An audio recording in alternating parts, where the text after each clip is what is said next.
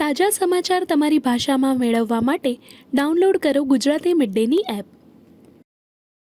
It's not a decision that he has taken in consultation with the political parties. He has taken it separately.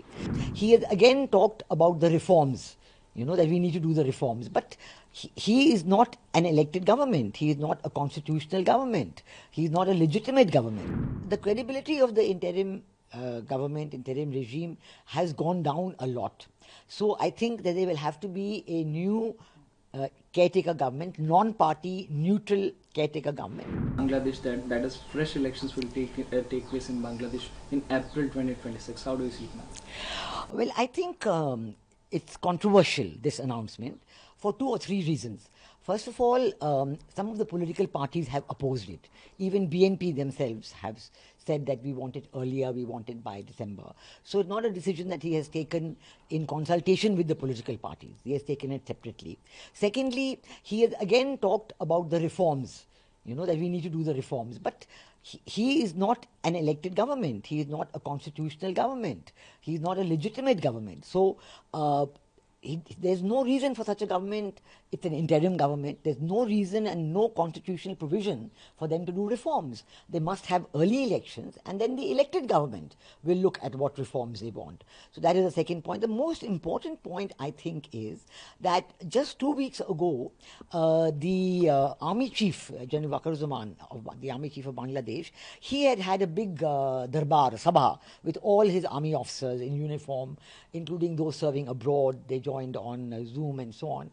And in that, he had made 3 or 4 conclusions that came out of the discussions with the army officers.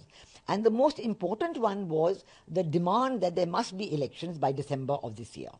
So that is another very important point. The army has not said anything so far about the decision by Professor Yunus. But this is something very important to see what the army will think. And finally, how will the elections be conducted? There has to be a caretaker government.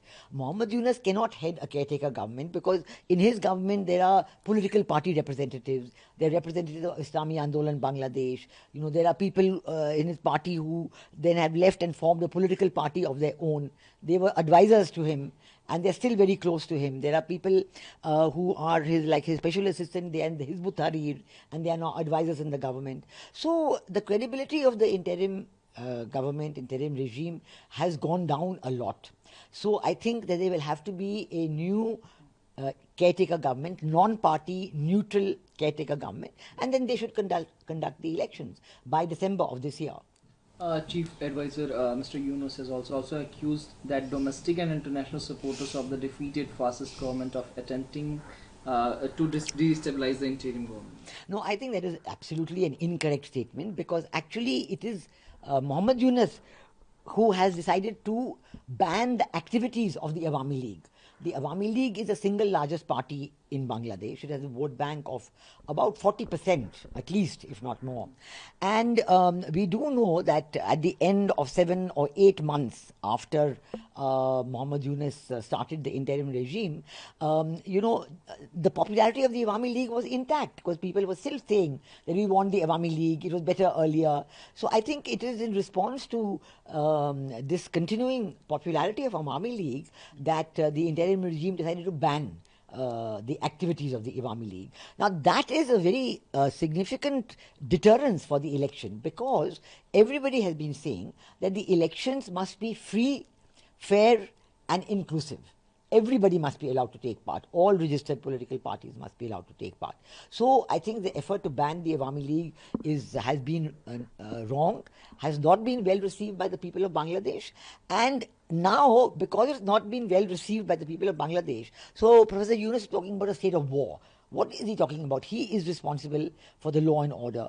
So the army, in fact, seeing this complete chaos that is going on in Bangladesh, has been saying, they said in their meeting that they will not tolerate any mob violence or any anarchy, because actually this regime has been ruling by mob violence and by anarchy. They have been killing Awami League people. In fact, yesterday, one Rights and Risk Action Group, it is a very well-known group based here in Delhi, and they have actually put out a report which they are taking to the International Criminal Court, saying that Awami League people have been killed. They've given names and references in the hundreds and they're being brutally murdered actually. And so there is a lot of disturbance because of this. And this is being done by the Jamaat-e-Islami and with the knowledge of Mohammed Yunus. So I don't know what he's talking about, the state of war. This is something that he is creating himself in Bangladesh. In the past few years, we have seen of Prime Minister Trudeau, the relationship between India and Canada, ma'am. Now, the President, Mark Carney, has called Prime Minister Modi and invited him to participate in G7 summit, ma'am. How do you see it as a? Is it a path-breaking relation? Is it gonna be a situation like path-breaking in India and Canada, ma'am? I think it's very important because you are quite right that that under Prime Minister Trudeau, the state of relationship had really gone down. And the ambassadors are not there; they've been called back to their respective countries, and even low-level diplomatic representation is there. That's all. We do know that all this started because Prime Minister Trudeau suddenly decided to blame the Indian government and Indian government agencies for the murder of Nijjar, Hardeep Singh Nijjar, who was one of their Khalistanis, a known Khalistani actually, a person whom Indian government had told government of Canada about. But there is absolutely no evidence. Indian government is not involved at all. In fact, they have been trying. This statement was made by Prime Minister Trudeau, former Prime Minister Trudeau, I think in 2023. September, almost 2 years ago.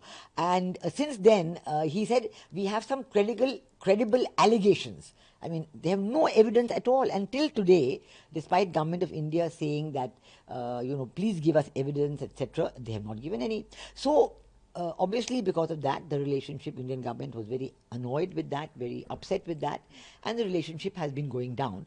But now in the elections, recent elections in Canada, the same political party of Prime Minister Trudeau, the Liberal Party, they have won the elections, but there's a new Prime Minister because Prime Minister Trudeau had become so unpopular that he was forced to step down as Prime Minister. And the new Prime Minister, who's been elected from his party, has clearly got very good feelings about strengthening the relationship with India.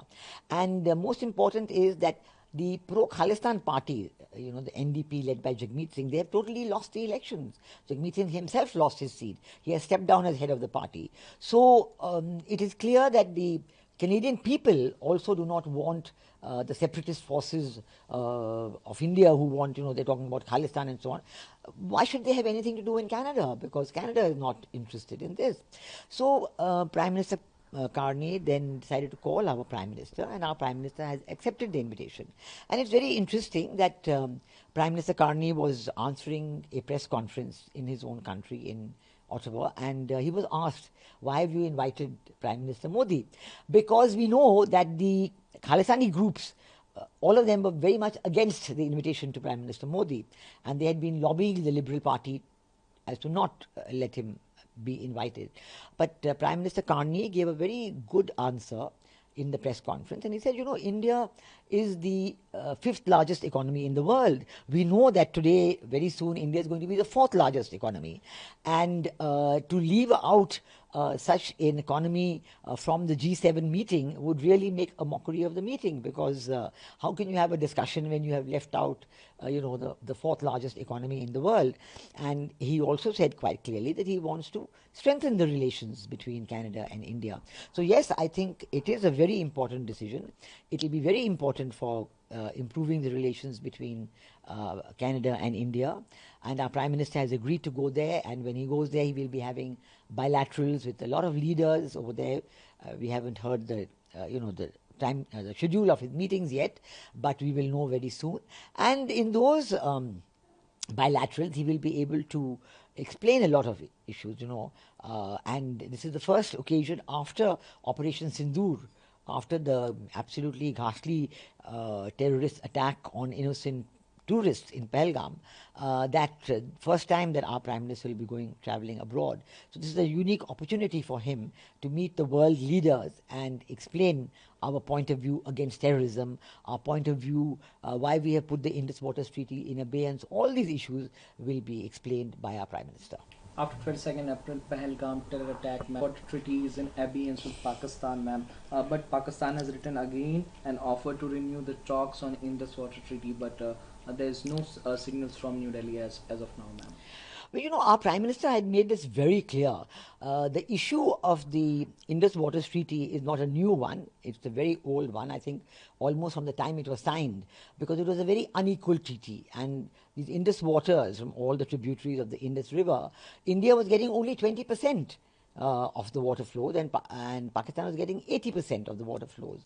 And even within the 20% that India was getting, or was entitled to, under the Indus Waters Treaty, there was a lot of spillage, what they call. Pakistan was beneficiary by default, because India was not building those dams and barrages, etc., which we were allowed to on the rivers, that we were allowed to under the treaty. All various delays, and Pakistan would always raise objections and say this is not allowed, that is not. So it was really not working out very well at all. And we had in fact we had asked for arbitration, then Pakistan asked for another route of arbitration. So it was really very messy.